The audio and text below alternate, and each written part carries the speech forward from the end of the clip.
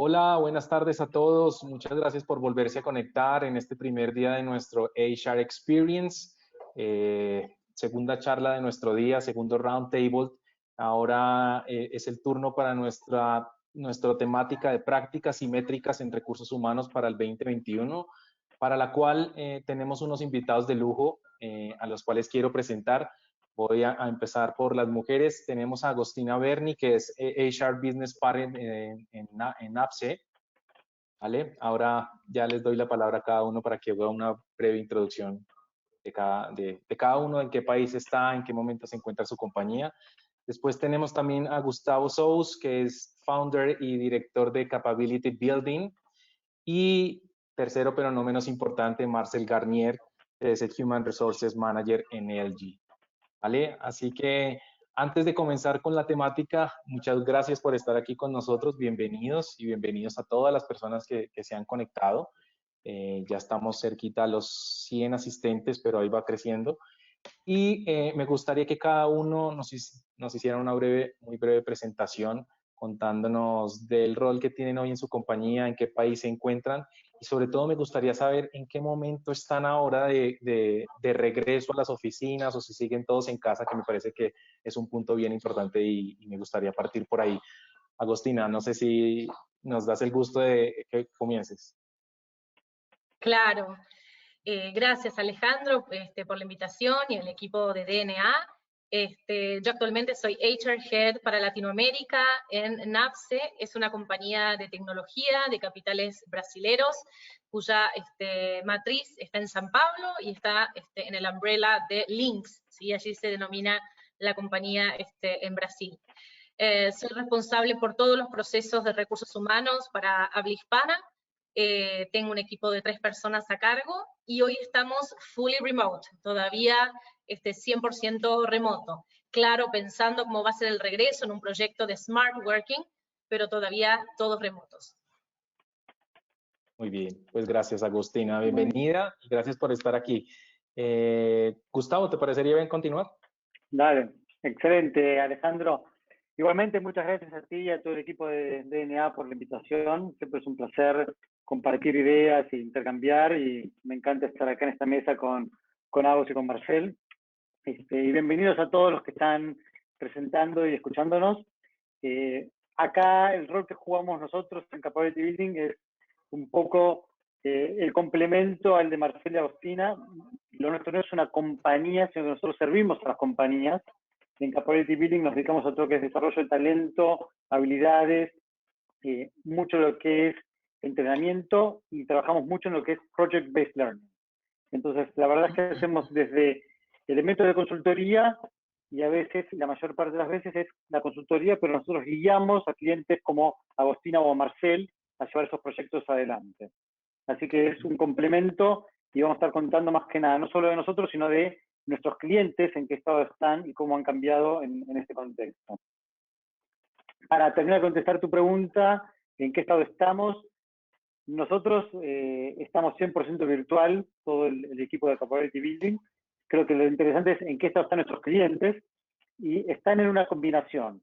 Lo que te puedo contar es las empresas quizás que son medianas o que son startups, digamos, de menos de 150 personas, sabemos que varias de ellas están contentas de volver a las oficinas.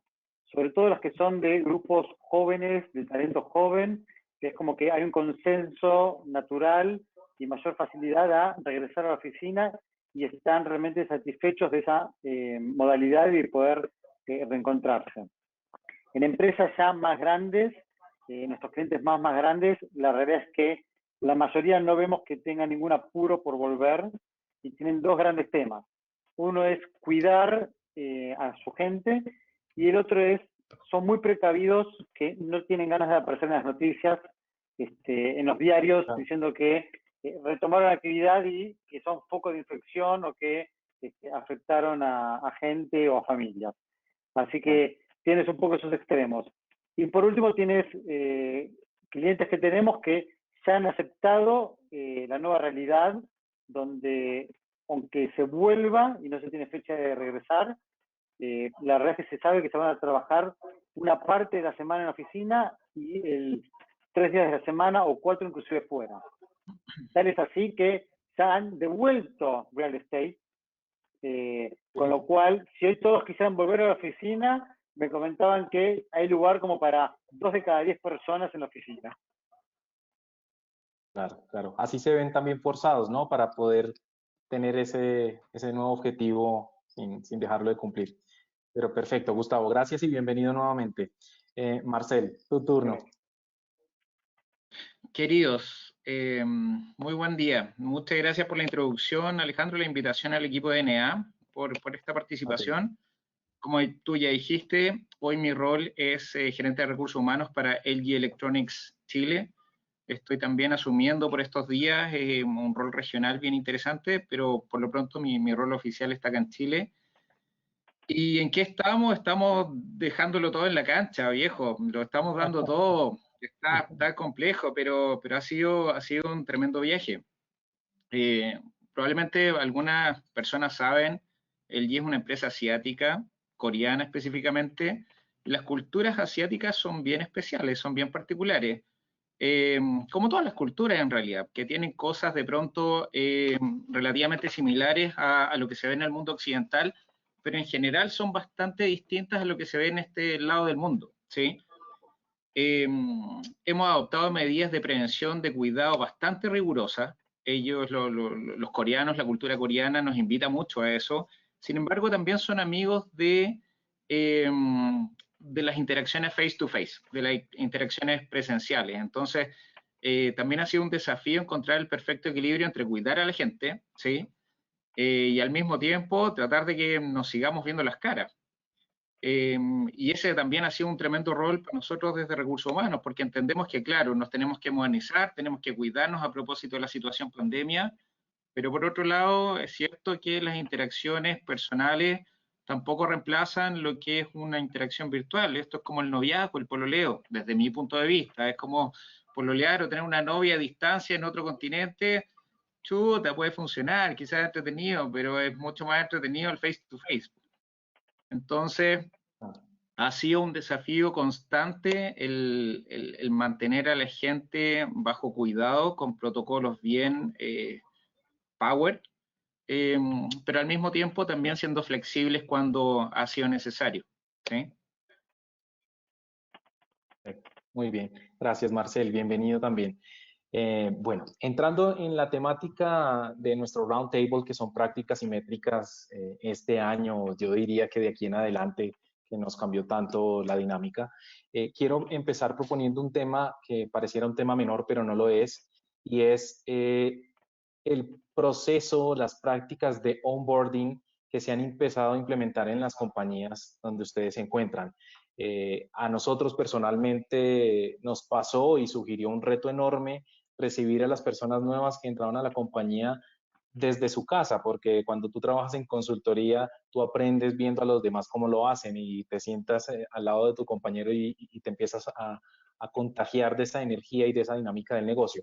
Entonces, para nosotros fue un reto enorme empezar a contratar personas y que empezaran en su casa solas. ¿Cómo ha sido ese proceso de onboarding dentro de sus compañías? Marcel, tal vez si tú quisieras empezar. Ha sido una joda, me cargó. Nosotros teníamos, sí, quiero ser súper honesto, nosotros teníamos algunos planes de inducción muy bonitos, bien dibujados, pero yo te diría que de todos los temas que enfrentamos como desafío, ese fue uno de los más, no sé, rugosos. Porque tú lo dijiste, o sea, cuando tú llegas, las primeras interacciones son clave. No hay segundas oportunidades para una primera impresión. Y si esa primera impresión es virtual y yo en realidad no comparto el día a día, el almuerzo, esa bienvenida un poco más distendida con la gente, entonces se pierde mucho. ¿Qué hicimos para tratar de amortiguar esto con los pocos ingresos que generamos durante este periodo? Comunicación virtual, pero muy 360. Entonces, no solo el equipo bombardeaba e invitaba a esta persona que venía incorporándose a la compañía a reuniones virtuales, sino que también desde recursos humanos hacíamos llamadas bien relajadas, de, oye, ¿cómo estáis? De, ábrete y conversemos de cualquier cosa, de tu vida. Por ahí también en algunos casos organizamos algunas suertes de happy hour virtuales y nos tomamos unas cervezas con algunos nuevos ingresos y bajamos un poquito los grados de formalidad para tratar de estrechar los lazos, los vínculos. Pero fue difícil, fue tremendamente difícil, te diría yo. Perfecto.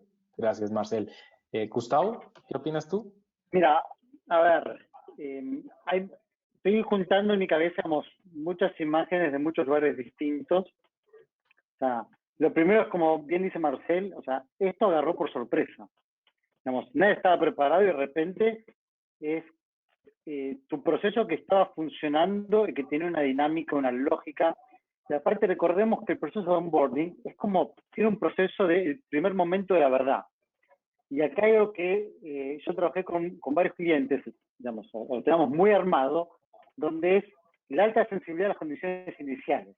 Entonces, si ustedes agarran, yo le invito a todas las personas que están acá mirándonos, si se acuerdan en qué fecha entraron a trabajar a sus puestos, y si quieren escríbanos acá en el chat y nos podemos divertir un rato, por lo menos lo hacemos un poco más interactivo, digamos, ¿qué es lo que sentían? ¿Cuál era la emoción que tenían, digamos, en ese día de trabajo? Tenemos varias personas, la verdad que me encantaría, no sé si tengo acá el chat, a ver, acá hay un chat, no sé si son todos tímidos, están todos pasivos esperando que solamente hablemos nosotros, o podemos por lo menos compartir, pero si cada uno de ustedes piensa, estoy seguro que se acuerda el día exacto en el que empezó en su trabajo y recuerda las emociones que tenía. Entonces, eso no es un tema para nada menor. Y de repente todo esto, o sea, es como que lo tiramos por la borda y la persona empieza sola, de cero, sin conocer a nadie. Así que esto no les voy a mentir, ha sido un gran desafío y la verdad es que no hubo necesariamente políticas, la mayoría de los clientes que he visto, no es que Recursos Humanos ha encontrado la respuesta a la solución, y cada grupo ha emergido con lo que le pareció más acorde y está evolucionando. Entonces, sí, como dice Marcelo, o sea, hay equipos que están funcionando muy bien con su virtual momento de compartir una cerveza por semana, y de hecho ya está fijado con día y horario, y es una oportunidad para que cada uno hable de uno, cuente cosas que no están en el currículum. Entonces, se esfuerza un poco, pero ahora se trata de darlo desde el lugar más natural posible. De todas formas, algo que ya empezó a ocurrir y a mí me motiva es que quizás no se vuelva a la oficina, pero sí se empieza a ver quizás algún offsite o una oportunidad de juntarse físicamente. Por otro lado, también quiero sumar en esto que quizás va un poco más de onboarding y también habla de la parte de recruiting, es lo que a mí más me gustó es que dentro de todo lo malo siempre hay cosas buenas. Y lo bueno es que es como que alisó la cancha. ¿Qué quiere decir esto? O sea, en inglés es el prefix level, o sea, lo que ocurría antes es la gente de un sitio, no sé, digamos Argentina, en una alianza, se conocían entre ellos. Y quizás uno quería que trabajen más integrados con sus pares, sus equipos de Brasil, o de Colombia, o de Perú, o de México. Y la realidad es que nos era muy difícil hacer proyectos con más integración. O sea, en lo que nosotros trabajamos, que trabajamos con equipos grandes, la realidad es que cuando los separamos en equipos pequeños para abordar proyectos, y antes lo que nos pasaba es que era muy difícil poner a 2 personas de Argentina trabajando con 2 personas de Colombia.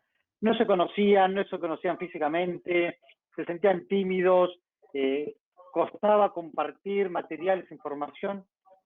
Y de repente lo que ocurre es que, mira, él no conoce a la cara de la persona que es vecina suya en Argentina, del mismo modo que no conoce la cara de su vecino de Colombia.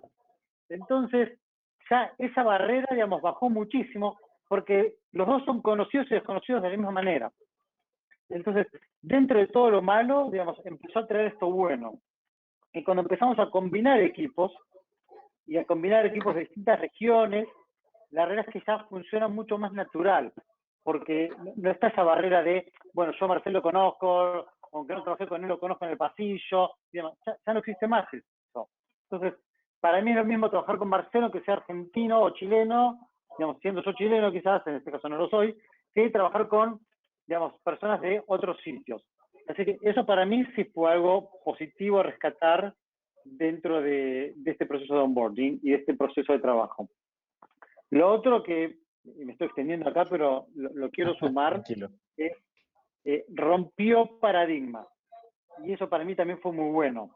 Paradigmas de a quién se podía contratar y a quién no. Pues antes era, no sé, si el headquarter estaba basado en Bogotá, digamos, y teníamos una posición determinante, queríamos que la persona esté basada en Bogotá. Quizás lo teníamos afuera, pero queríamos que esté basada en Bogotá. Y de repente, digamos, eso ya dejó de ser así. Digamos, se perdió el temor a que una persona clave en una mesa de decisión quizás no forme parte y no esté físicamente en el lugar y en el lugar geográfico. Y eso facilitó y amplió muchísimo la oferta de candidatos que las empresas podían empezar a contratar y tomar. Así que eso para mí también fue algo que rompió un paradigma y para bien. Así que dentro de todas las cosas malas, digamos, siempre hay cosas buenas y nuevas que van surgiendo. Por supuesto, por supuesto. Gracias, Gustavo. Antes de darle paso a Agostina, quería leer un par de comentarios porque ya aquí algunos rompieron el hielo. Marcelo Bacelar respondía a tu pregunta que él ingresó el 24 de agosto del 2020 y la primera vez en su oficina casi vacía, ¿no? Que es un choque, me imagino, bastante fuerte. Y Luis Rubio dice que él recuerda haberse sacado una foto con todos sus compañeros y su kit de bienvenida antes de la pandemia. Algo que de pronto ya hoy no suele pasarnos tanto. Pero ahora sí, Agostina, todo tuyo. Bueno, a nosotros, al igual que Marcel, nos resultó un gran desafío este proceso. Nosotros sí, durante el 2020, activamente continuamos contratando. Nuestro segmento, la verdad es que siguió activamente evolucionando, ¿sí? Nuestro offering de soluciones, quizás pusimos más foco en algún offering que en otro, pero sí pudimos avanzar en términos de negocio. Así que tuvimos varias contrataciones que tuvimos que hacer de manera virtual en los distintos países, en Chile, en México, en Argentina. Y era nuestro proceso, más allá de ser una compañía bien tecnológica, nuestro proceso de onboarding seguía una estructura bastante presencial y bien estructurada. Entonces tú llegabas tu primer día y te recibía generalmente alguien de recursos humanos, luego te mostraba tu lugar de trabajo, seguidamente te acercaba a el área de soporte, donde te entregaban la laptop y demás. Finalmente ibas a ver a tu líder, que también te daba la bienvenida, tenías una charla, se planificaba después la reunión con el equipo y así, ¿no? Generalmente era todo un día bien intenso y después a lo largo de la semana también algunas reuniones ya pautadas con líderes de otras áreas, con algún líder del corporativo, si iban a tener contacto con Brasil. Así que definitivamente tuvimos que romper un poco ese esquema y lo celebro, porque creo que fue la inyección que necesitábamos para poder animarnos también a quebrar ese proceso como ya tan instaurado y poder pensar en la virtualidad con distintas herramientas. Hoy es un proceso que estamos haciendo virtual, y apoyándonos en la tecnología, herramientas como Teams, para todo lo que es videollamadas, Slack, que nos apoya también en todo lo que es colaboración, y estamos teniendo mucha más participación del liderazgo, ¿sí? En esa etapa de recibimiento, ¿sí? Ya se despega un poco de recursos humanos como aquel que gestiona, organiza, ¿no? Y me parece buenísimo que ahora el propio negocio esté tomando mayor protagonismo en este proceso. De todas maneras, esta es nuestra primera iteración, y estoy segura que va a haber otras un poco más con otros elementos y con otros cambios que vamos a hacer. Así que vamos por la iteración 2 seguramente este año. Perfecto, Agostina. Sí, totalmente de acuerdo. Creo que una de las cosas en común de todos es que exige el involucramiento de todas las personas de la compañía, no solamente de recursos humanos, sino aquí el líder, el reporte directo del cargo también tiene que estar en un contacto muy cercano, ¿no? Para que esa persona tal vez no se sienta alejada estando en casa. Perfecto. Bueno, les quería pedir a todos los que nos están viendo que si tienen preguntas, ahí está la casillita para que nos empiecen a escribir y con todo gusto, a medida que va avanzando la charla, les podremos ir respondiendo. El siguiente tema que me gustaría que tocáramos es qué prácticas, qué KPIs o qué métricas se han implementado durante esta pandemia y que a ustedes les haya gustado que funcionaron tan bien que las piensan dejar incorporadas en la compañía. Aquí me gustaría que Gustavo comenzara. Mira, yo estoy feliz de comenzar. Lo que sí te voy a contar es, no voy a hablar de métricas de recursos humanos. En todo caso, quiero compartir algunas de las cosas que a nosotros nos tocó vivir. Porque de vuelta, nosotros trabajamos mucho con el negocio, o sea, y recursos humanos para nosotros es también un cliente como lo es áreas estratégicas del negocio. Y lo que sí les puedo compartir es, hay métricas que cambiaron. O sea, por ejemplo, si uno está con el área de Customer Experience, históricamente el NPS era el KPI por excelencia, donde mirábamos el desempeño de qué tan buen trabajo estábamos haciendo. Y de repente, cuando uno se enfrenta a este cambio completo de paradigma de situación, y donde hay un montón de imponderables, y donde muchos procesos internos de repente se tienen que reconstruir, el NPS se empieza a ver castigado por un montón de lados, por un montón de elementos que la gente propia de Customer Experience, por ejemplo, no tiene control de ellos. Entonces, hay otros KPIs que de repente empiezan a aparecer, y es, por ejemplo, el First Time Resolution, o el First Resolution Time, que es cuánto tiempo tardo yo en atender al usuario, o qué porcentaje de los usuarios logro darles yo una respuesta correcta y completa en la primera interacción. ¿Por qué? Porque de repente en esta situación, en este escenario, se enfrentan que el usuario tiene otro tipo de ansiedades, tiene otro tipo de estrés que quizás antes era distinto. Y hay otros KPIs que empiezan a nacer y que le tenemos que prestar más atención, al menos momentáneamente. La pregunta interesante va a ser si a lo largo del tiempo ese KPI, digamos, va a seguir siendo más importante o no y si va a permanecer o no. La realidad es que ya de vuelta el NPS volvió a ser el KPI, digamos, en este ejemplo puntual que estoy contando, el KPI más importante. Pero esos que fuimos desarrollando nuevos quedan en el tablero y ganan en darnos más información y seguir apuntalando al negocio. Y yo creo que esto que les conté es una experiencia en CX, pero la verdad que tenemos esta experiencia con otras áreas de negocio. O sea, áreas de shipping, áreas de marketing. O sea, el marketing, quizás el KPI que había antes de la marca, empezó a ceder a KPIs que antes tenían segundo o tercer lugar, que eran el trust que había hacia la marca. Entonces, la verdad que lo que fuimos viendo es un cambio de KPIs que había que darle lugar al negocio, según cada área, obviamente, que antes quizás no estaba tan presente. Antes ya estaban así todos los KPIs y eran esos. Así que eso es para contar algunas experiencias de cómo cambian los KPIs en este contexto. Algunos van a quedar, otros no. Perfecto, gracias Gustavo. Agostina, tú que trabajaste en compañías como Google, donde uno supone que han trabajado muchísimo en este sentido de trabajo en remoto, y hoy en NAPSE, cuéntanos cómo lo han vivido. Sí, nosotros en NAPSE te diría que un cambio radical fue el manejo de lo que es clima. Era una compañía que estaba acostumbrada a hacer la encuesta típica de clima anual, y vino la pandemia y nos movió a todos, ¿no? De este enfoque, con lo cual empezamos a hacer, en la primera instancia, ¿no? De la instalación del aislamiento y demás, donde más necesitábamos estar cerca de nuestros equipos, hicimos pulsos cada 15 días. Y cuando tú me preguntas, ¿y qué preguntabas ahí? Preguntabas cómo te sientes.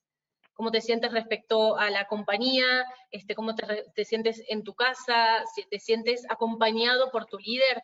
Y empezaron a aparecer las emociones en una encuesta, ¿no? Cosa que antaño Marcel y Gustavo no me dejarán mentir, en recursos humanos hablar de emociones, no, en la agenda no entraban estos temas. Entonces empezó a aparecer esto, los pulsos, y traerlo con el liderazgo, ¿no? Empezar a hablar de cómo se estaba sintiendo nuestro equipo, si había ansiedad, dónde estaban presentes, en qué áreas, en qué equipos, qué íbamos a hacer para trabajar eso. Si había gente que se sentía desinformada, algún aspecto de la compañía, ok, cómo vamos a reforzar cómo estamos como organización, qué direccionamiento vamos a seguir respecto al futuro más inmediato, ¿no? Porque tampoco podíamos pronosticar en tan largo plazo. Así que esos pulsos fueron para nosotros valiosos, muy valiosos, y te diría que llegaron para quedarse, ¿sí? Lo estamos haciendo, obviamente no con tanta periodicidad ahora, ¿sí? Un poquito más espaciados por el momento en el que vivimos ahora, donde esto ya de alguna manera ya hubo un plazo, ¿no? de emergencia y hoy estamos un poco más establecidos, y tomando esa información para tomar decisiones. Así que te diría que esos son elementos, ¿sí? o indicadores que empezamos a mirar más de cerca en NAPSE. Perfecto, Agustina, gracias. Marcel, ¿tú qué opinas? Me encantó lo que dijo Agostina. Nosotros también nos pusimos bien hippie y nos metimos en ese, a veces, no sé, complejo mundo de las emociones, y también implementamos algunas herramientas de medición que tenían que ver con las emociones, con el nivel de estrés, con la salud mental de la gente, ¿sí? Y al mismo tiempo ofreciendo un espacio de escucha para recibir sugerencias, de a ver cómo podemos enfrentar esto de mejor forma entre todos. Yo creo que tú hiciste dos preguntas, Alejandro. Tú hablaste de qué prácticas y qué métricas, qué KPIs aparecieron a propósito de todo esto que hemos vivido. Y esto tiene que ver un poco con prácticas y métricas. Y respecto de las prácticas, yo creo que fue el mejor escenario para promover mucho la confianza hacia los equipos, a propósito de que no nos estábamos viendo cara a cara, la resiliencia, entender de que, oye, esta cuestión no la vimos venir, y chuta, aprendimos de que en realidad puede pasar el día de mañana otra cuestión peor y muy distinta, entonces tenemos que estar preparados. La flexibilidad, la empatía, como ese factor humano, yo creo que fueron prácticas que cobraron mucha fuerza. Yo creo que para todas las áreas de recursos humanos en todo el mundo, este tiempo fue muy desafiante, pero sin duda la gente de recursos humanos cobró un rol protagónico muy importante. Pero como bien dijiste hace un rato, tampoco era un trabajo, una pega exclusiva de recursos humanos. Era una tarea de todos. Por eso te decía que nosotros en estas encuestas Pulso, donde también medíamos de alguna forma el estado de la gente, sus emociones, nivel de estrés, poníamos oreja para que la gente también sugiriera cosas. Yo creo que ese también fue un buen ejercicio, una práctica, el reconocer desde el primer día de que, a ver, nadie tiene experiencia en cómo enfrentar exitosamente una pandemia. Aquí estamos todos neófitos tratando de dar lo mejor de nosotros, por lo tanto nos podemos equivocar. Nos podemos equivocar y nos vamos a equivocar, sin duda, reconocerlo, pero seamos flexibles, seamos comprensivos, y si de pronto nos agarramos del moño porque quizás no adoptamos medidas de forma asertiva, oportuna en algún momento, bueno, viejo, estamos aprendiendo. Entonces, a eso me refiero con prácticas de flexibilidad, prácticas de empatía, prácticas de confianza, de resiliencia. Y respecto de métricas o KPI, me encanta lo que menciona Agustina. Yo creo que efectivamente el medir las emociones, el nivel de estrés, que de alguna forma conversa con el clima, con lo que hemos medido casi siempre, engagement, yo creo que es un súper buen complemento. O sea, debiésemos preocuparnos cada vez más de los estados emocionales de nuestra gente. Y no solo a propósito de una pandemia, de pronto a propósito de cualquier tema personal que pueda estar afectando a cualquier colaborador de la compañía, pero finalmente eso se puede convertir en un problema para su equipo, su jefatura, su área, y no abordarlo desde el instrumentalismo de, oye, yo te necesito productivo, así que no estés triste. No, sino que porque realmente nos interesa lo humano, pues si somos recursos humanos.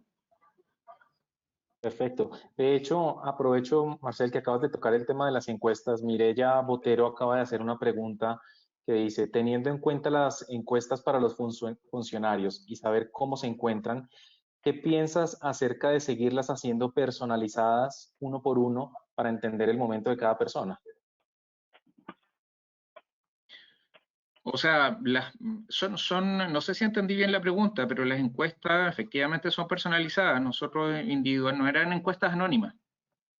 Nos interesaba mucho saber quién dice qué y cómo se siente, porque si no, ¿cómo me voy a hacer cargo de lo que Claro, pasa con Alejandro, con Gustavo, con Agostina?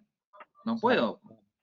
Entonces, Por lo desde que un logré principio, entender a Mireya de la pregunta, seguramente ella hace referencia a las encuestas de clima, donde normalmente uno mide el clima a nivel general o por áreas. Aquí seguramente ella lo que dice, ¿qué opinamos de hacerlos más personalizados y entender el momento de cada uno y no el clima de la compañía? Mira, si ahí te puedo construir un poco.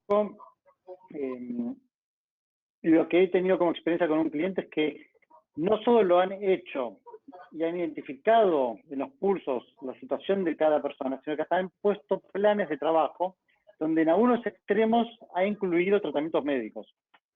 Entonces, lo que ellos han hecho es 2 o 3 niveles. El primer nivel era la población que encontramos que tenía ansiedad. Digamos, había ciertos grupos de trabajo y ciertos profesionales en la materia que los asistían. Pero a la vez, digamos, si en los pulsos salía muy colorado algunos KPIs, digamos, había personas que directamente, digamos, tenían cierto tratamiento, digamos, más psicológico y hasta más médico. ¿Por qué? Porque hoy quizás ya bajó un poquito ese nivel de ansiedad, tensión y demás, pero en julio, agosto, o sea, eran niveles muy, pero muy altos, entre estrés, digamos, intensidad del trabajo, y no nos olvidemos que mucha gente, digamos, le tocó la pandemia y la cuarentena viviendo solos, no en familia. Así que esos son algunos de los elementos que por lo menos yo puedo observar en algunas de las empresas con las que trabajamos. Veo que aquí Mireya hace una aclaración, perdóname Marcel, discúlpame que te interrumpa, pero de pronto te sirve esta aclaración que ella hace para complementar tu respuesta. Ella pregunta acerca de si las encuestas se siguen haciendo masivas, tal vez por un formulario de Google o un formulario interno de la compañía, o se está haciendo con una llamada individual a cada persona para conversar con la persona. no, la herramienta formal que utilizamos era una encuesta virtual a través de una plataforma que ofrece nuestra intranet. Y eso lo complementábamos también con llamadas por equipo. ¿Sí? Cada integrante del área de recursos humanos, incluyéndome, teníamos llamadas de chequeo, donde, hey, ¿cómo están? No te estoy preguntando de trabajo, ¿cómo estás tú? ¿Cómo está tu familia? ¿Cómo están tus amigos? ¿Qué pasa? Y un poco indagar ahí. Ahora, alejándose un poquito del tema, o más bien de la pregunta, yo creo que lo importante aquí es promover una cultura de la confianza, porque cuando existe una cultura de confianza multidireccional, en realidad no es necesario enviar tanta encuesta o acercarse tanto a la gente, porque al final la gente se acerca a su jefatura, al gerente general, a recursos humanos, o sea, todos se acercan a todos. Entonces, los temas que son importantes de abordar, donde hay que intervenir, aparecen rápido. Y eso debiese lograrse, insisto, instalando una cultura de confianza sólida. ¿Es fácil? No, no es fácil, para nada. Pero hay que trabajar, pues hay que ir paso a paso, baby steps. Por supuesto. Perfecto, gracias Marcel. Ahora me gustaría entrar en un tema muy importante que por supuesto tiene que ver con las métricas y es el desempeño. Ya no tanto hablando del tema de clima o de estado de ánimo de las personas, sino ahora sí viendo el tema de productividad y desempeño. Me gustaría preguntarles por qué métricas o qué KPI surgieron en medio de esta contingencia y de la pandemia para poder medir la productividad de las personas, que posiblemente en muchas compañías pasaba que terminábamos viendo a la gente por las horas que pasaban sentados en su silla y porque podíamos ver los que estaban trabajando, pero ahora cuando no los tenemos a la vista y no estamos controlando todo el tiempo que está haciendo la persona, hay que definitivamente medirlos de otra forma. ¿Qué han hecho ustedes en su compañía en ese sentido? Agostina, me encantaría que empezaras tú. Bien, mira, te voy a contar que para nosotros hubo algunos momentos en el año, sobre todo bien al inicio, ¿no? El primer semestre, donde aparecía en los pulsos un incremento de quienes percibían, de los colaboradores, comentando que se sentían más productivos en este esquema. Pero en paralelo, pero en paralelo también mencionaban su percepción de que había aumentado significativamente el volumen de trabajo. Fíjate, bien paradójico. Claro. Cosa que ahora los estudios internacionales, yo lo sigo Josh Bersin hace muchos años, digamos como gran referente, y en el webinar que escuchaba la semana pasada justamente mencionaba esto mismo, ¿no? El 2020 fue un año de paradojas. Mucha gente dijo sentirse más productiva, al mismo tiempo muchas veces con más sensación de burnout o de cansancio más aseverado. Por otro lado, la paradoja, ¿no?, de sentir que tenemos muchas más tools, ¿no?, y una apuesta a la tecnología. Muchos tuvimos que acelerar el entrenamiento y la disposición de nuevas tecnologías, pero por otro lado también necesitamos hacer una apuesta más grande a un liderazgo mucho más cercano, ¿sí? Entonces me parece que, respondiendo a tu pregunta, ¿no?, creo que el tema de productividad me parece que vamos a tener que seguir explorándolo, en tanto también por el otro lado aparecen todavía desproporciones a nivel, mientras estoy en casa, todavía no logro mantener bien mis segmentos de trabajo, ¿no? No logro armar una estructura y un esquema de trabajo que me permita desconectar a tiempo. Así que es para seguir charlándolo. Obviamente nosotros desde la compañía lo seguimos revisando muy atentamente.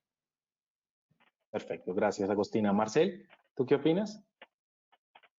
Mira, para nosotros, idem a todo lo que dijo Agostina, nosotros también aplicamos una encuesta, quisimos consultar a todas las jefaturas a ver qué estaban haciendo, cómo estaban midiendo la productividad de la gente. En términos generales nos encontramos con buenos hallazgos, justamente lo que decía Agostina, la gente se autopercibía más productiva, pero efectivamente la carga era mucho mayor, porque está ahí en tu casa, pues entonces al final, de pronto los tiempos, la doble presencia aparece. Estoy en mi casa, pero estoy en la oficina, entonces los tiempos de almuerzo son medio extraños. Uno de los temas que discutí mucho con mi presidente era que era bastante ingrato medir la productividad durante el periodo de pandemia, porque en realidad tampoco era medir la productividad de lo que significa el home office o el teletrabajo. ¿Por qué? Porque al final recordemos que muchos quienes tienen familia tenían también a sus parejas, a sus hijos en casa. Entonces, de pronto, ¿qué tan productivo puedo ser cuando tengo niños pequeños ahí corriendo y que están felices porque tienen al papá o la mamá ahí y te demandan tiempo y quieren dibujar contigo y qué sé yo? Es complejo. Y por otro lado, estamos en casa no porque queremos, no porque es una súper buena práctica de tu compañía, es porque hay una pandemia en el mundo que está matando gente, o sea, es una catástrofe, hay un estrés, todos estuvimos estresados. En general la gente lo pasó mal, la gente sufrió. Entonces, medir productividad en un escenario así me parece que es injusto.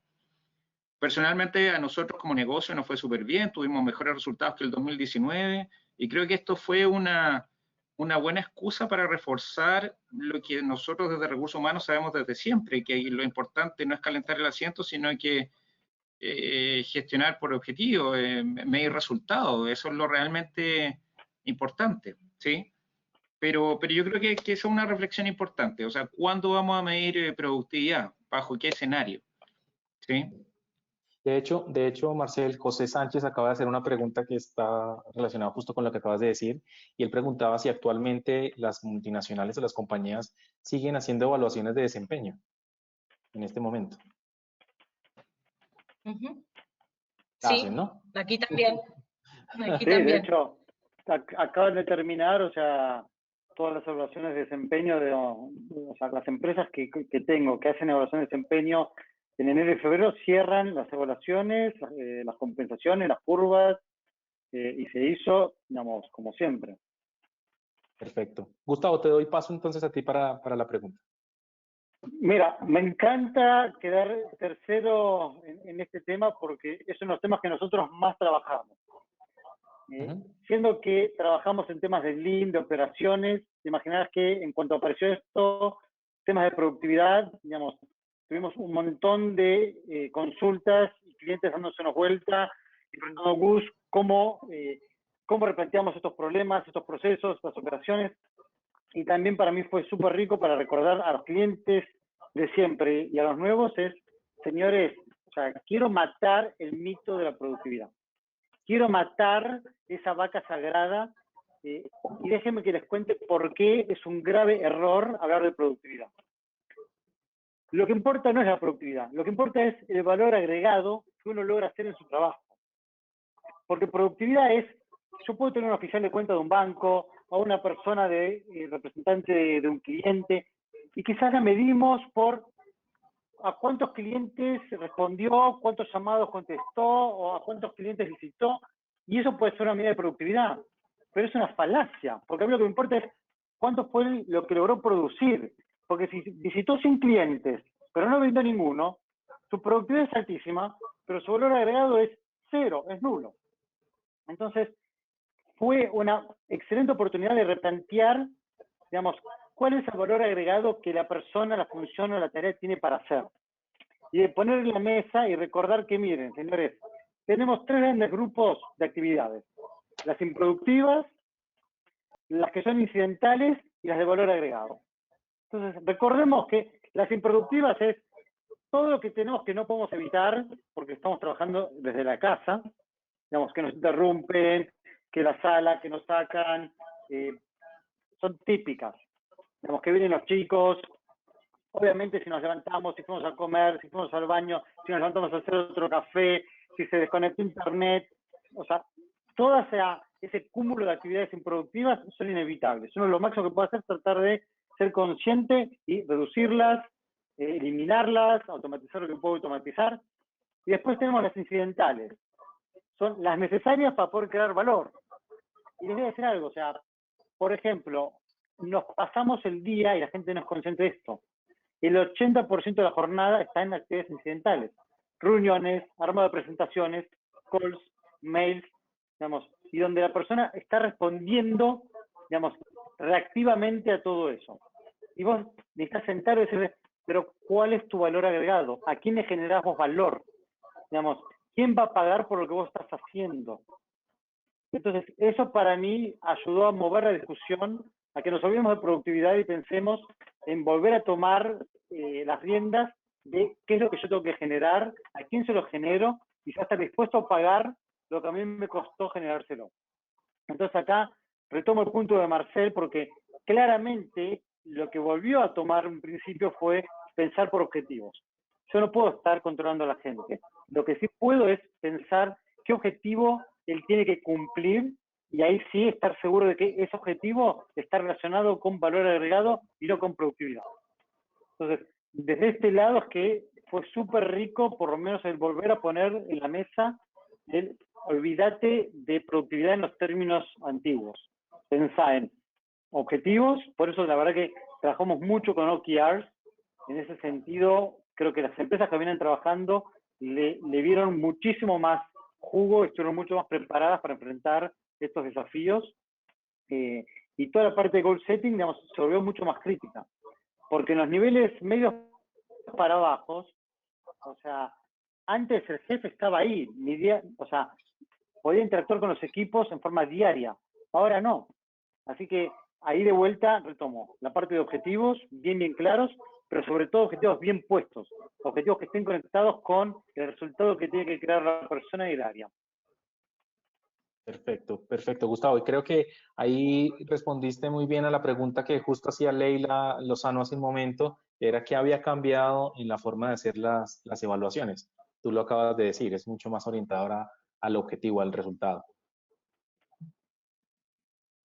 Muy bien, perfecto. Y el último tema que me gustaría que tratáramos es en sus procesos de reclutamiento y selección, que seguramente, y por lo que hemos hablado, los 3 tuvieron no solo uno, sino varias contrataciones en el último año. ¿Qué cambió y cómo lo vivieron? A nosotros personalmente y en DNA, que vivimos el reclutamiento y de selección todos los días, a mí, por ejemplo, me sorprendió muchísimo que los clientes contrataban a las personas sin conocerlas personalmente. Y por eso se venía el proceso de onboarding en casa. ¿Cómo lo vivieron ustedes? ¿Qué tantas cosas buenas, positivas o negativas encontraron en ese proceso de contratación en remoto? Ahí, Agostina, si nos puedes dar tu opinión. Sí, definitivamente, Alejandro, en nuestro caso también el 100% de nuestros líderes contrataron sin ver al candidato presencialmente, y creo que si tengo que tomar las ventajas de este proceso ahora de reclutamiento virtual, es que amplió las franjas horarias para los candidatos de manera significativa, lo cual nos amplía el pool de talento, ¿no? Candidatos que tenían que tardar 1 hora y media para llegar a una oficina o lo mismo, o esperar a salir del trabajo, y ya llegaban incluso en una emocionalidad muchas veces no tan propicia, ¿no? Para tener ese encuentro, ese espacio de entrevista. Creo que ahora fue muy positivo tener ese horario de bien temprano por la mañana, mismo los horarios de almuerzo, o franjas en el medio, en la tarde encontramos, por ejemplo, que para los roles técnicos, para nosotros encontramos 3, 4, 5 de la tarde, otras veces no encontrábamos los candidatos disponibles en ese horario, y fueron franjas muy populares en todo 2020. Por otro lado, digo, si tengo que pensar en algún desafío que trajo la entrevista virtual, yo creo que es entender y poder leer bien el lenguaje verbal, ¿no? No todos estamos o están preparados para tener una entrevista virtual, ¿no? Poder estar en el lugar adecuado, con la iluminación adecuada, con el sonido, que se escuche solamente lo que estoy diciendo y no tenga algún otro sonido de fondo o algún otro familiar que por necesidad tiene que estar en la casa. Entonces, digo, ahí seguramente hubo desafíos y hoy todavía están. Creo que las personas obviamente van encontrando, y ya hay artículos y papers que van saliendo sobre el remote interviewing o la entrevista remota, así que rápidamente ya hay aprendizajes que se han hecho al respecto. Y último punto también como desafío, y creo que es donde estamos trabajando, en mi compañía, como en muchas otras, uno tiene distintas gradientes respecto al liderazgo, algunos liderazgos mucho más receptivos, más modernos, más de vanguardia, donde estos temas son rápidamente absorbidos y se sale para adelante, y algunos, si nos paramos desde el otro lado, ¿no? de la paralela, un poco más resistentes, y donde sinónimo de entrevista significa presencia, ¿no? Y con esos líderes sí quizás nos ha tocado tener que trabajar un poco más respecto de este proceso de entrevista remota, ¿sí? Así que eso fue un poco un resumen de cómo venimos con este proceso de la entrevista o el reclutamiento virtual. Perfecto. Agostina, ¿y en algún punto de tus contrataciones había un contacto personal con los candidatos o muchos de los procesos se hicieron en un 100% remoto? Todos se hicieron 100% remotos. Inclusive las laptops se enviaban a la casa del colaborador, no tenía que, si tenía que pasar por algún motivo a la oficina, pasaba por la recepción bajo medidas de cuidado, medida de temperatura, digamos, todos los cuidados y recaudos para el máximo cuidado, ¿no? De prevención de ese nuevo ingresante. Pero ha sido full, como te digo, todo remoto. Uh-huh. Perfecto, Agostina, gracias. Marcel, tienes tú la palabra. Sabes que honestamente para nosotros no hubo mayor diferencia. Nosotros en realidad estábamos implementando ya entrevistas virtuales o telefónicas iniciales desde antes de la pandemia. Me parece lo que es importante es tener un contacto visual. Entonces, claro, la llamada telefónica resulta insuficiente. Pero para ser honesto, no sé, quizás yo me acostumbré, pero resultó ser bastante suficiente la interacción por video. Yo ahora les veo sus caras, les veo sus peinados, les veo cómo están vestidos, su postura física, y me empiezo a imaginar cosas. Y así mismo también lo hicimos con candidatos que nosotros entrevistamos. Yo te diría que de pronto lo único que cambió fue que en el formato de nuestra entrevista, de nuestra evaluación, que es lo más importante, ¿sí? Era qué tanto foco poníamos en la flexibilidad, en la adaptabilidad, en la resiliencia, en competencias que hoy día han cobrado una relevancia gigantesca. ¿sí? Entonces nos metíamos de fondo en esos temas y al menos para nosotros resultó fácil, resultó suficiente indagar por este tipo de medios, ¿sí? Entonces, la verdad es que no tuvimos ningún tipo de problema. Claro. De hecho, nosotros personalmente, aquí en DNA nos pasaba que las entrevistas en algunos casos eran incluso mucho más humanas, porque cuando tú tienes factores que no controlas, como a tu mascota, a tus hijos, a la empleada que aquí va pasando, o tú ves la reacción natural de las personas, algo que tú no veías en una oficina, en la entrevista típica y tradicional, ¿no? Absolutamente, Alejandro. Hay una cantidad de entrevistas e interacciones por video donde han aparecido gatos, perros, niños, y bueno, y otro tipo de anécdotas un poco más graciosas, medias extrañas, pero no sé si se pueden compartir por acá, pero ha pasado de todo, pasa de todo. Entonces al final termina siendo anecdótico, entretenido. Hay noticias en YouTube, está lleno de cosas, anécdotas que pasan por este tipo de medios. Entonces está entretenido, está gracioso.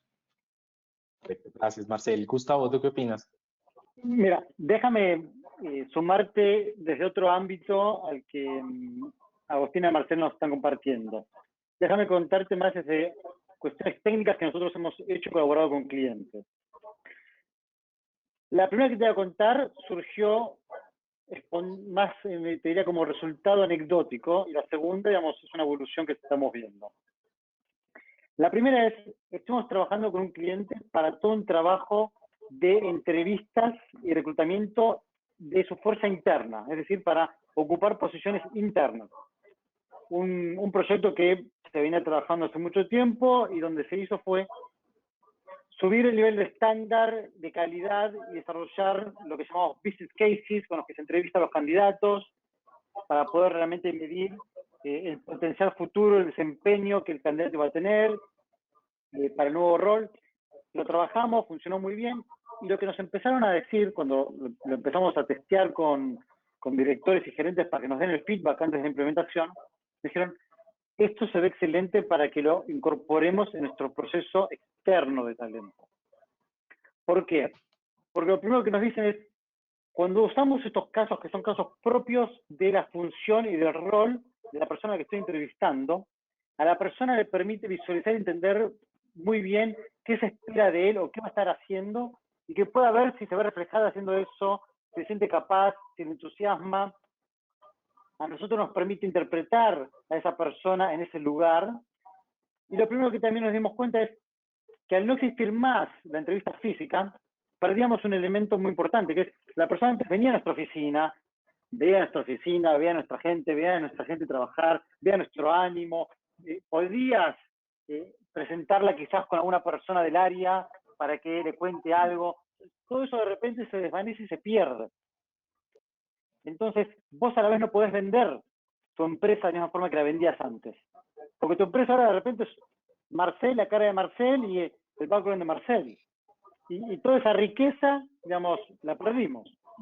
Entonces, este business case, que si bien está pensado mucho más desde el aspecto técnico, empieza a suplir y complementar muchos elementos que no podemos tener del mundo físico, que eran importantes, y que en el mundo virtual se perdían.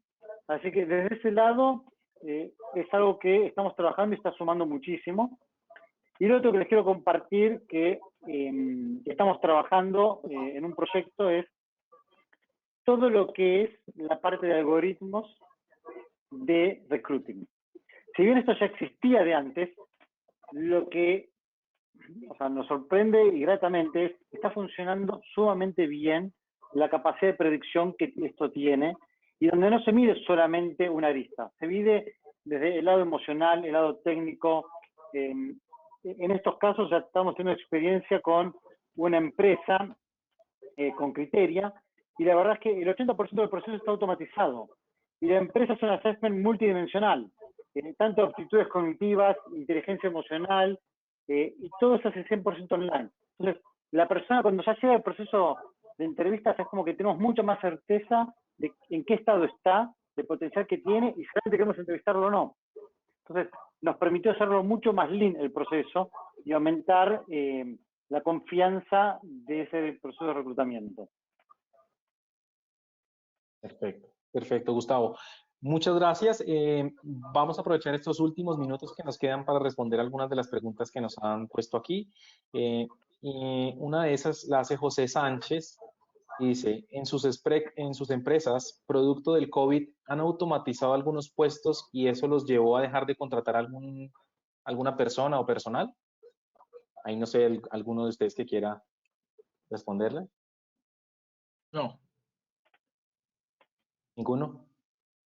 Nada No. distinto de lo que ya venía ocurriendo antes. O sea, si en algún proceso estabas desarrollando el bot, seguiste desarrollando el bot y, digamos, tenemos casos donde se han reducido, eliminado 80 posiciones, pero eso ya venía ocurriendo de antes. No fue nuevo, ni lo cambió, ni necesariamente aceleró. Y creo que sí va a empezar a acelerar mucho más de ahora en adelante, porque ya no es más algo que es netamente conjuntural, ya es algo mucho más estructural y donde muchas empresas ya se están replanteando qué cambios van a hacer. Entonces, quizás a futuro sí lo vamos a ver mucho más reforzado ya. Perfecto. Otra pregunta la hace Luis Rubio, que dice, ¿cómo hicieron o cómo prepararon a las personas de gestión humana para abordar los casos, digamos que más complicados, urgentes en temas comportamentales con personas que se vieron muy afectadas por esta crisis?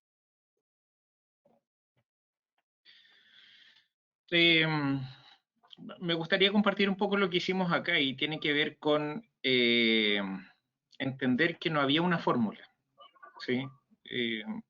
Lo primero que hicimos con mi equipo fue contención entre nosotros. Nosotros sabíamos que íbamos a tener una carga adicional, que íbamos a estar sobreexigidos y la calidad parte por casa. Entonces nos preocupamos de primero blindarnos nosotros. Y después de eso, lo segundo que hicimos fue, como les dije hace un rato atrás, abrirnos realmente y explicitar honestamente que esta es primera vez que estamos enfrentando una situación así, entonces aprendamos todos juntos, enfrentemos esto todos juntos, nos vamos a equivocar, pero la idea es que aprendamos también de esos posibles, eventuales errores y sigamos para adelante. No olvidemos que la crisis de la pandemia vino de la mano también con una crisis económica. ¿Sí? Afortunadamente nosotros en el GI no tuvimos que desvincular a nadie, no rebajamos sueldos, tomamos otro tipo de medidas, pero tratamos de cuidar a nuestra gente, ¿sí? Pero de todas formas invitamos mucho a la gente a ver lo que estaba pasando en el mundo, a empatizar, invocamos la empatía de, oye viejo, en muchas empresas la gente está perdiendo sus trabajos, hay gente que se está muriendo, hay gente que realmente lo está pasando mal. Entonces, hicimos un ejercicio de humanizar un poco a los distintos equipos respecto de qué estábamos haciendo, qué medidas estábamos adoptando como empresa, como les decía, entender de que nos podíamos equivocar en el camino, escuchar a la gente, no, las soluciones no venían de recursos humanos, y algo clave que también lo mencioné hace un rato es que el trabajo no era solo nuestro, era de cada persona, cada integrante de la compañía tenía que preocuparse por su compañero de al lado, la jefatura por su equipo, el presidente por la gente, recursos humanos por todos. O sea, esta cuestión era tarea de todos, ¿sí? Entonces, invocamos mucho eso, el sentido de la empatía, de la colaboración, de la comprensión, de la contención. Entonces hubo mucho de llamada, de conversar, de hablar. Así que yo te diría que fue un poco eso. No fue una fórmula de, mira, bajamos de internet la metodología XW42 para intervención en crisis y no, la verdad es que fue un desafío. Ahí lo estamos perdiendo un poco, Marcel, pero... Sí.